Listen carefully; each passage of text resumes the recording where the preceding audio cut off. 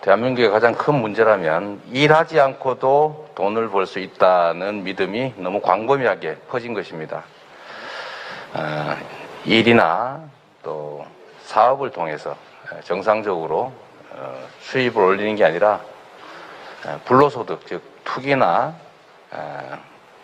부당한 경쟁을 통해서 이익을 얻고자 하는 이런 사회 풍조는 이 국가의 영속성을 위협합니다. 그래서 우리 부동산 거래 시장을 정상화하는 문제, 부동산이 투기 투자 자산화되는 것을 막는 문제, 정말로 중요한 정책적 과제라고 생각합니다. 지금 현재 우리 정부에서도 부동산 정책의 실패를 사실상 인정하고 있습니다. 안타깝지만 엄청나게 많은 개혁 과제들을 수행하고 촛불혁명이 이루고자 했던 여러 정책적 과제들을 많이 수행했지만 부동산 통제에 우리가 정책적인 성공을 거두지 못함으로 인해서 우리 국민들의 삶이 상당히 많이 악화됐고, 또 그러다 보니까 우리 민주당 정부에 대한 평판도 매우 나빠지고 있는 게 부인을 할 수 없는 현실 같습니다. 사실 부동산 시장을 정상화하는 방법은 그리 어렵지 않습니다. 공급을 적정하게 유지하고 투기나 또는 가수요, 공포수요를 억제하면 시장에서 적절히 형성되는 시장 가격이 왜곡되지 않을 겁니다. 경제 성장에 따라서 한정적인 자원인 토지의 가격이 올라가는 것은 불가피합니다. 그러나 그게 그 정도를 지나친다든지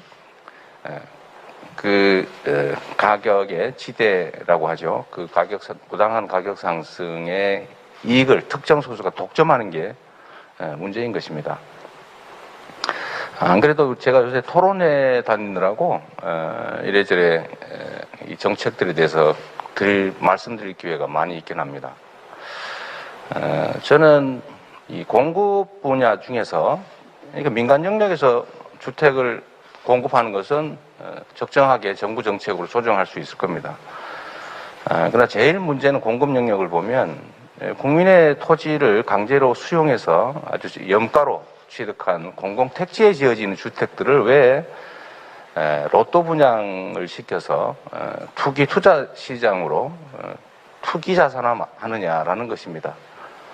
우리나라가 전 세계에서 공공주택이 적기로 유명한데 우리가 말로는 공공주택을 짓는다고는 합니다만 5년, 10년 지나면 다 분양을 하니까 실제로 공공주택 물량이 늘어나지를 않습니다. 주택시장에 안전판이 없는 거죠. 그래서 앞으로는 공공주택에 지어지는 주택들은 기본적으로 우리 대통령께서 말씀하시는 중산층도 살 수 있는 고품질의 적정한 낮은 가격에 평생 살 수 있는 공공임대주택을 공급한다라는 이 평생주택, 우리 경기도식 개념으로 한다면 기본주택, 이런 것들을 기본적으로 공급하고 일반 분양을 최소화하는 게 중요하다고 생각합니다. 그래야 사람들이 나도 좋은 주택에서 비록 돈은 없지만 집은 못 살지라도 주거로 인해서 고통받지는 않고 적절한 충분한 주거의 혜택을 누릴 수 있다라고 믿어질 수 있을 겁니다.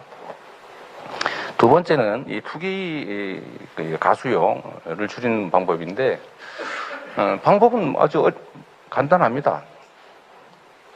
부동산을 가지고 있는 게 이익이 되지 않도록, 어떤 경우는 심하게 얘기하면 손해가 되도록 하면 꼭 필요한 사람 외에는 가지고 있을 이유가 없죠. 그럼 그 방법이 뭐냐? 우리도 다 알고 있습니다. 비필수 부동산, 없어도 되는 부동산에 대해서는 금융 제한을 강화하고 조세 부담을 늘리고 거래를 제한해서 불편하게 만들면 되는 거죠.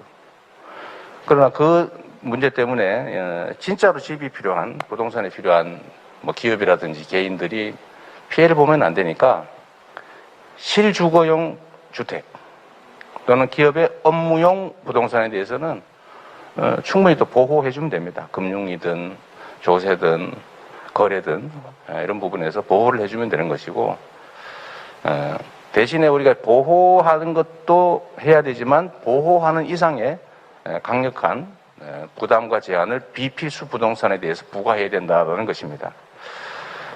문제는 우리 오늘 남기업 소장 나와 계신데 이제 문제는 이렇게 세금을 올려서 제재할 수밖에 없는데 이게 국민들께서 고통으로 받아들인다는 겁니다. 이걸 징벌로 받아들이니까 당연히 저항하게 돼 있죠. 그래서 이게 징벌이 아니라 우리 사회 공동체를 위한 반드시 필요한 일이고 그리고 이 혜택을 그 조세 부과의 혜택을 나도 받는다 이런 생각을 하게 하면 사실은 조세 저항은 매우 적어질 수 있습니다. 그게 바로 기본소득 토지세, 종전이 말하던 국토보유세라고 할 수 있습니다.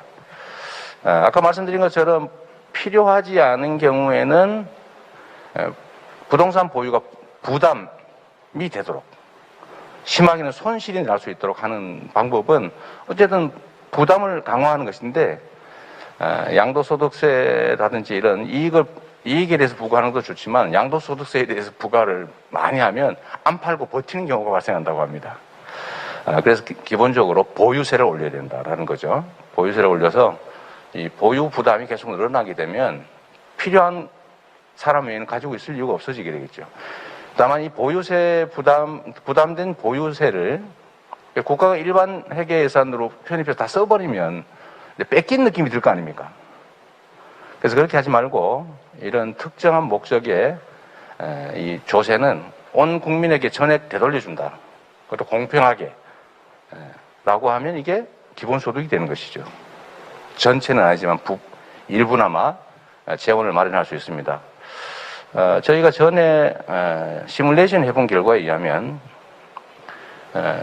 뭐 약간 누진제 여부에 따라 좀 다르긴 합니다만 똑같이 하더라도 85%는 자기가 내는 토지세보다는 받는 게 더 많습니다. 왜 그러냐면 이 땅이 없는 사람이 절반입니다. 이미 절반이고 땅을 가진 즉 부동산을 가진 사람들 중에서도 다 조금씩 가지고 있고 극소수가 좀 압도적으로 많이 갖고 있기 때문에 가구 단위로 봤을 때 이건 미성년이든 노인이든 다 받는 거니까요. 가구 단위로 봤을 때 내가 내는 것보다 우리 가족이 받는 게 더 많다라는 사람이 거의 90%에 육박합니다. 즉 10중 8구는 이 기본소득 토지세에 의해서 혜택을 보는 거죠. 내는 것보다 받는 게 많은 겁니다. 그래서 이런 방식으로 우리의 양극화도 좀 완화하고 또 기본소득을 지역화폐 형태로 지급하면 매출의 양극화를 완화해서 동네 골목 상권도 살아나는 지역경제 활성화 효과도 있고 그렇기 때문에 저는 국민들의 수용성이 매우 높을 수 있다고 생각합니다. 다만 지금 당장 이걸 지금 당장 도입하느냐 이건 사실 설득이 좀 필요하죠. 국민들께서는 조용히 이렇게 얘기를 들어보면 서로 토론해보면 맞는 얘기다 싶은데 지금 우리나라의 언론 환경이 워낙 나쁘기 때문에 요거 두 가지를 분리를 하죠. 세금을 내는데 그 세금을 어디 쓰는지는 얘기 안 하고 세금 올랐다. 국민들 괴롭힌다 이렇게 얘기하니까 세금 무조건 싫어 이렇게 됐고 또 지출 부분만 보면 세입 부분을 고려하지 않고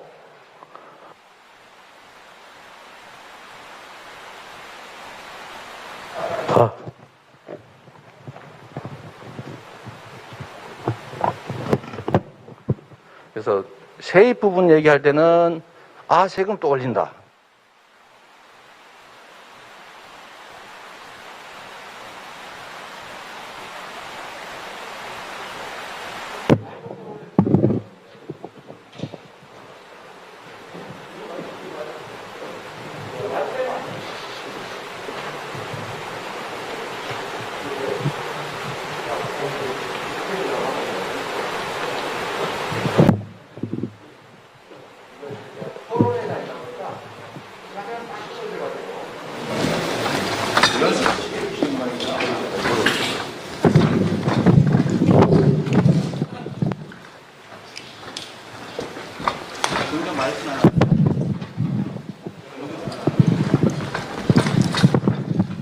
이게 좋겠습니다. 네네.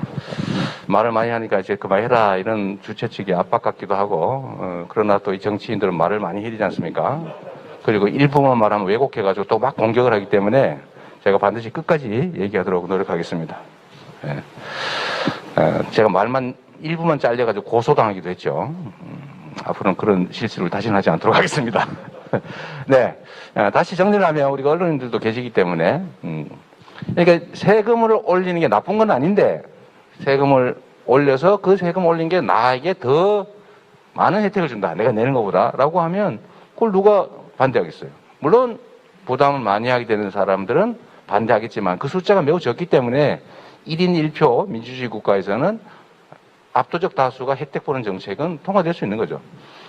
그런데 아까 말씀드렸던 것처럼 세입 부분과 세출 부분을 분리해가지고 국민들을 상대로 정보 조작을 하는 아주 나쁜 언론 환경이 있기 때문에 이게 토론을 해봐야 됩니다. 사회 공론화 과정을 거쳐야 비로소 합리적 결론을 이룰 수가 있죠.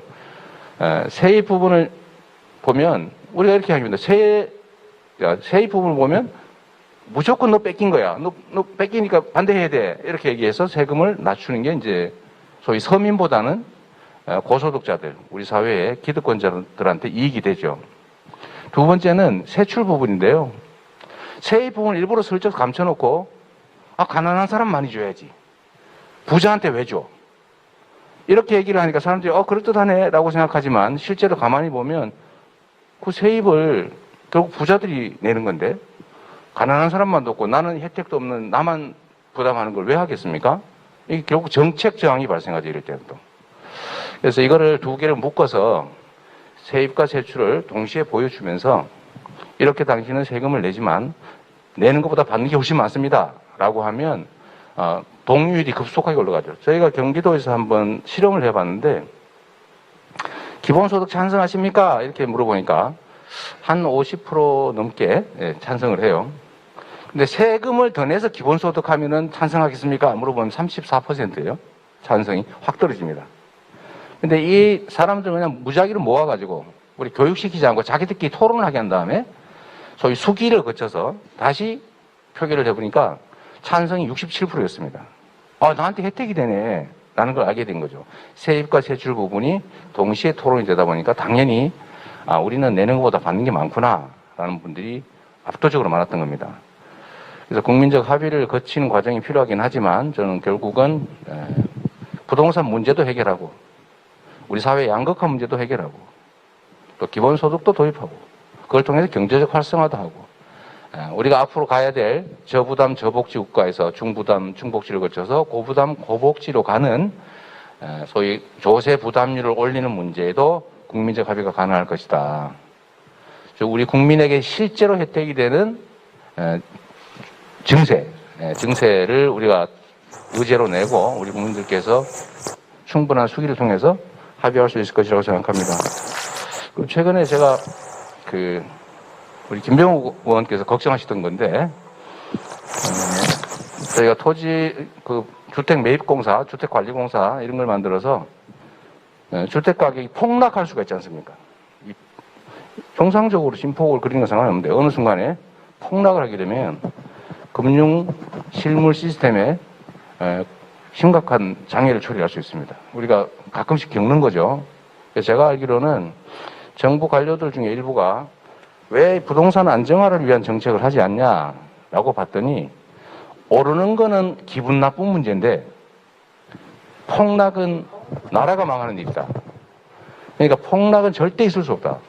라고 해서 위쪽으로 자꾸 밀어 올리는 정책을 하게 되는 겁니다. 떨어지는 게 두려운 거죠. 그래서 하방 경직성이 보장되어야 된다고 생각하니까 자꾸 밀어 올리고 이게 결국 부동산에 대해서 우리 국민들께서 안정화 정책을 하고 집값을 내리기 위한 정책을 한다고는 하는데 가만히 들여다보니까 그게 아니고 사실은 올리려고 하는 것 같다는 느낌을 갖게 되는 원인 중에 하나 같습니다. 실제로 부동산 가격이 정상을 벗어나서 폭락을 하게 되면 금융 시스템에 심각한 손상을 초래하고 그게 실물 경제까지 영향을 미쳐서 국가 경제가 엄청난 타격을 받을 수가 있죠. 그래서 이 문제를 우리는 또 해결을 해야 됩니다. 그래야 안정적으로 부동산 억제 정책을 할 수 있는 거죠. 사실 싱가포르이 여러분 아시겠지만 조그마한 도시국가인데 만약에 우리나라처럼 부동산 투기를 방치했으면 저 나라 망했을 겁니다 아마. 그런데 저 나라가 부동산 문제 때문에 집 문제 때문에 국민들이 고통받지 않게 된 것은 결국 국가가 그 토지를 다 거의 다 매입했기 때문에 가능합니다. 국토의 한 80% 정도를 다 국가가 매입했죠. 주택청을 통해서 다 매입하고 국가가 주택을 지은 다음에 땅은 그대로 국가가 가지고 있고 건축물만 분양을 하고 이렇게 하니까 집값이 안정이 돼서 더 이상 부동산 투기 얘기가 특히 주택 투기 얘기가 나오지 않게 된 겁니다. 그래서 우리도 최소한의 장치를 마련해야 되고 공공주택도 늘려야 되기 때문에 대폭락을 대비한 하방 안정성을 고려해서 아주 심각하게 우리 사회가 견디기 어려울 정도로 떨어질 경우에는 그때는 우리가 이거를 좀 사서 공공주택화 할 수 있는 거죠. 그게 시장의 안정을 하게 할 겁니다. 우리는 공공주택이 워낙 적으니까 계속 늘려가야 된다 말씀드리고요. 오늘의 핵심 주제라고 할 수 있는 부동산 거래에 관한 문제, 규제가 관한 법률이 필요한데 제가 정말로 안타깝게 생각하는 것이 이런 겁니다. 이 부동산 정책과 관련해서 대통령님의 철학과 의지는 뚜렷했던 것 같아요. 부동산으로 돈 벌지 못하겠다. 돈 벌지 못하게 하겠다. 이 말씀을 아주 오래전부터 하셨고, 또 기본주택, 평생주택 도입해라고 지시했고, 또 부동산 시장이 좀 이상하다. 부동산 감독기관 만들어라. 라고 지시를 했는데, 이게 제대로 된 게 하나도 없습니다. 결국 관료들이 저항을 한 거죠. 기본주택, 평생주택은 친척이 없습니다. 아직까지. 제도 몇 개만 바꾸면 우리 경기도라도 신도시에서라도 했을 텐데 이게 지금 거의 멈춰 있고 부동산 감독기구 만들려고 했더니 거래 분석원으로 거래가 어떻게 되고 있나 이게 분석하는 기관으로 격화시켜 버렸습니다. 감시 감독이 불가능하게 만들었죠. 평생주택 만들려고 했더니 돈이 없다고 거짓말했습니다. 근데 사실 거짓말로 밝혀졌죠. 결국 우리 앞으로 우리가 가야 될 길은 이 관료들의 저항, 소위 토건 세력의 저항, 또 기득권의 저항을 우리가 이겨내야 됩니다. 강력한 리더십을 발휘해서 엄정하게 지시를 불이행하는 것에 대해 책임을 물어야 되겠죠. 그래서 부동산 감독기구도 역시 공무원들에 대한 부동산 거래를 사전 심사한다든 이런 스크린 절차를 당연히 거쳐야 되고 일정 직급 이상의 부동산에 영향을 미칠 수 있는 고위공직에는 부동산 비필수 부동산을 가진 사람들은 임용하지 말거나 승진시키지 말면 다 문제가 해결됩니다. 우리 경기도도 4급 승진에 전부 다 뺐더니 다 팔고 있더라고요. 필요한 집만 가지고 있고 아무 문제가 없었습니다. 1년 동안 해봤는데. 그래서 이 고위공직자 부동산 백지 신탁 이런 것도 꼭 도입해야 되겠고 부동산이 실제로 어떻게 거래되고 있는지 저희는 경기도는 좀 경기도 관내에 주택 임대사업자가 도대체 누가 있냐 좀 알아보려고 일단 안 가르쳐 줍니다. 정부에서. 우리도 명색이 정부인데 우리한테 안 가르쳐 줘요. 이게 뭘 의미하겠습니까? 우리 경기도 공무원들 중에도 보니까 19명이 자기 이름으로 주택 임대 사업을 하고 있었어요. 그게 공무원 영리 금지, 겸직 금지에 분명히 위반되는 것 같은데 현재 우리 정부 규정에 의하면 해도 되게 돼 있습니다. 이게 다 편법으로 다 빠져나갈 공을 만드는 거죠. 그래서 부동산에 대해서는 이 부동산이 토지 공개념이 헌법에도 명시되어 있는 상황이라 가급적이면 그 공개념에 맞게 온 국민을 위한 자원으로 효율적으로 이용될 수 있게 하는 게 정말로 핵심적인 과제 같습니다. 오늘 부동산 거래 관련된 법률 입법을 위해서 여러분께서 함께 해주셨는데요. 가급적이면 정말 빠른 시간 내에 아주 엄격한 부동산으로는 더 이상 투기를 하거나 그걸로 축제를 하거나 부당이익을 얻을 수 있도록 하는 장치를 꼭 만들어 주시기 부탁드립니다. 말씀을 너무 길게 드려 죄송합니다.